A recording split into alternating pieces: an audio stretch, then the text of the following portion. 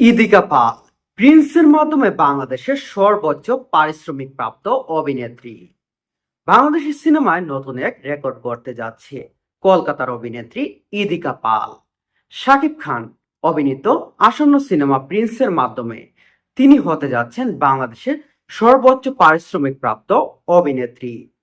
সূত্রে জানা যায়, ছবিটিতে অভিনয়ের জন্য ইদিকা পাল প্রায় 28 লক্ষ ভারতীয় রুপি, অর্থাৎ বাংলাদেশি মুদ্রায় প্রায় 45 লক্ষ টাকা পারিশ্রমিক পাচ্ছেন।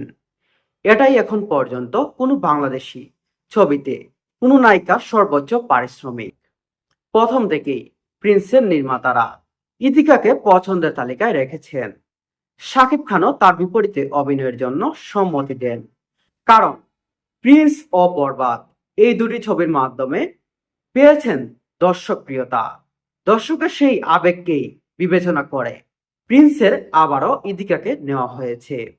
উল্লেখ্য, প্রিয়তমা ছবিতে ইদিকা পালের ক্যারিয়ারের সব থেকে বড় পরিবর্তন এনে দেয়, যা তাকে বাংলাদেশি চলচ্চিত্র অঙ্গনের আলোচনার কেন্দ্রবিন্দুতে নিয়ে